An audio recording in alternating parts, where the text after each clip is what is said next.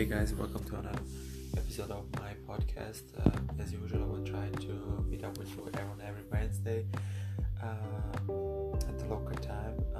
So today's topic I would like to go through with you is I would like to speak more about biometric methods and what is the proper weight reduction or drop-off methods during the period of time that you can implement unit training sessions. One of the unique advantages that a tender unit provides is that it gives athletes feedback on how power, speed or velocity of power output so that they realize how hard they can train. That is also one of the main points of this biometric tendo unit training. It is also feedback such that an athlete knows how hard the training itself can be, or if they can push themselves even harder. It will also give them a facilitated motor pattern on which they can level themselves further to the next level. I truly believe that by seeing that feedback number and pushing themselves even further, athletes learn how to apply force into the ground or even more specifically to the motor unit pattern during the training session. The tender unit is such a unique tool for this. Please be aware that the technique could get out of control based upon the amount of effort that athletes are pushing into the bar and the floor, for example, during some kind of test, or even pushing that to their one repetition weight limit. So please be aware and don't let technique get out of control when using these methods. One of the most questions that I get about is how did you come across the drop-off method for a biometric training? Much of the biometric method and the amount of the percentage drop-off that is used came from the necessity of training large and large of the groups that athletes the varying abilities. For example, I have 50-year seniors with high work capacities who can train really hard, and first year who have never trained before, for example. Some athletes. This was a realization that I dealt with as a university strength coach during the study. I needed to be able to control and regulate the sets, reps, the volume to provide optimal training for the athletes. And talking with great track coaches and listening to them on their podcast, colleague strength coaches like Todd Hammer, it's obvious that in this type of training the quality and speed must remain high. That also what is any sport discipline is required to do. So you have to put this emphasis in your training program. This has been confirmed by many conversations with the sport mechanist and a doctor who published many theses as a Michael Jesus, which I'm a big fan of. Quality and speed are kind in sport and it needs to be on a daily basis. And it also should be a guideline for training at least 90% of the time. We all know that you have to build work capacity in a human so that you can have greater speed quality development at a later time. But the guidelines should be for speed. It should be the emphasis that you should be a primal topic in your workout regimen. And that's how the biometric methods came to be. Or any other strength coach, I think, are amplifying in their philosophies as well. You've seen that many training methodologies throughout history, such as in the track and field or even the swimming programs.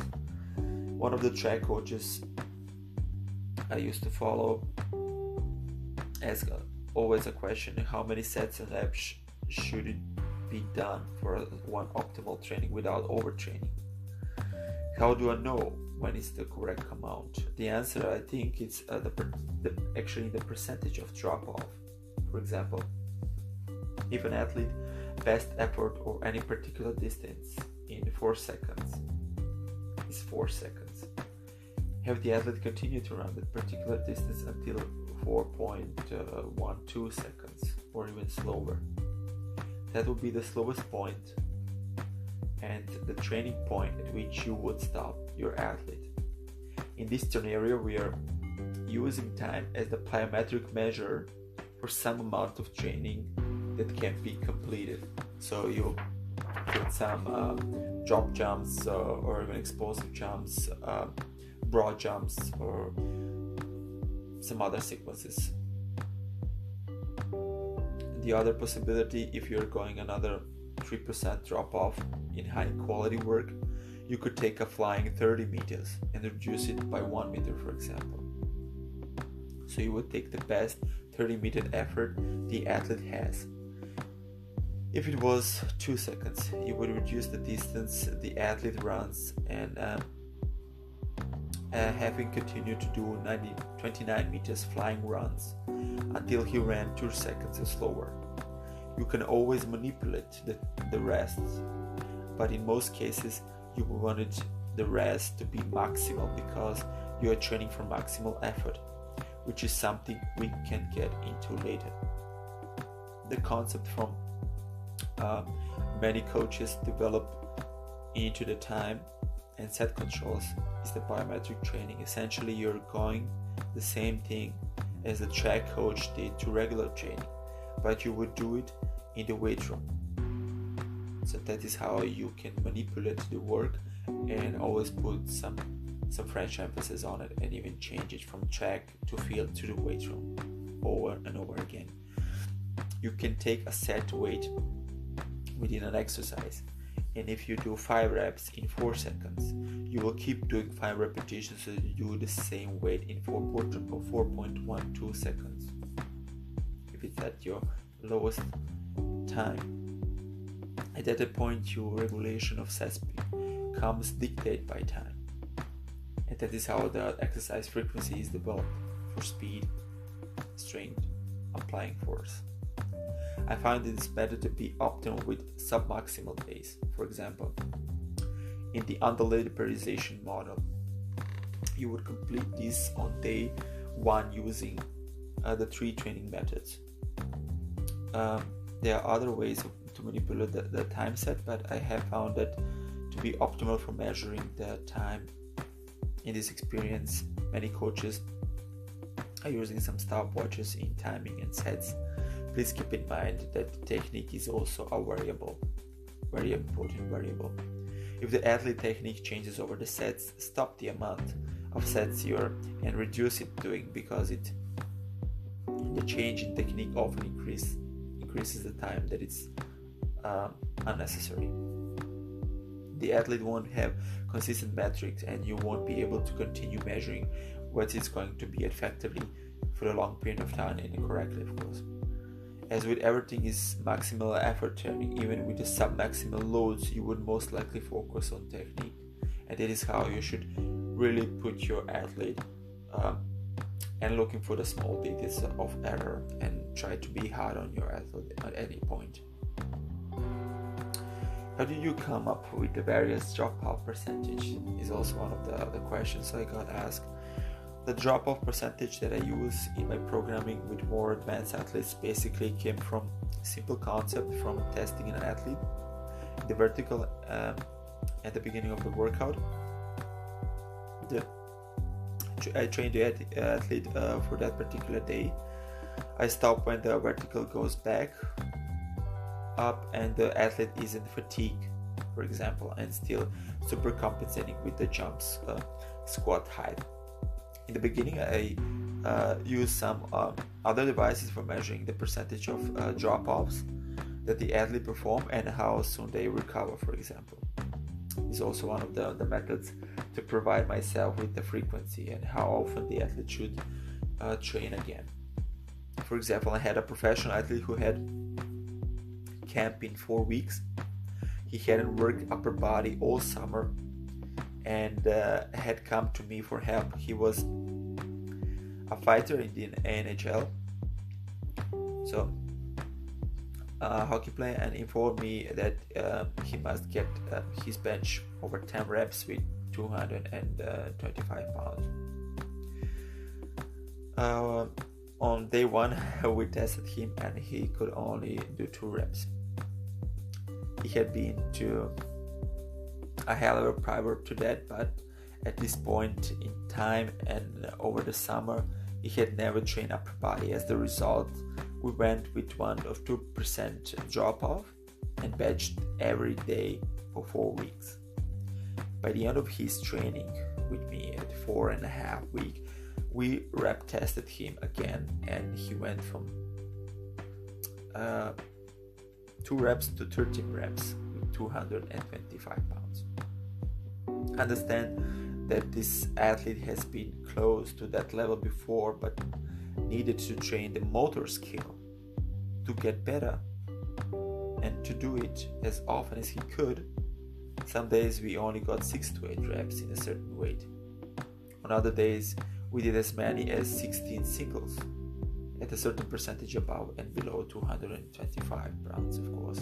Again, we could keep training every day because we regulate the amount of drop off and the quality of the drop off that he performed each day, so he didn't overtrain and was able to heal for 24 hours. So the drop off should be 1 to 2% for the rest period of 24 hours between the exercises, of course.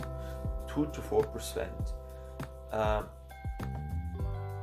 if the rest period is 48 hours, and the drop off should be between 5 and 6% for 72 hours rest period before the workouts. So example, one of the most amazing results I have seen, a biometric method was done by an elite professional athlete with large work capacity potential. He performed his training set for roughly 4 sets of squat at a body weight of 205 pounds, I think. He was using 295 pounds and would do 1 repetition, rest 50 seconds and do another repetition. With our drop-off percentage guideline, he achieved 3 to 4%. He was able in 1 set to perform 31 repetitions and not drop off more than 3% of his bar speed during that set.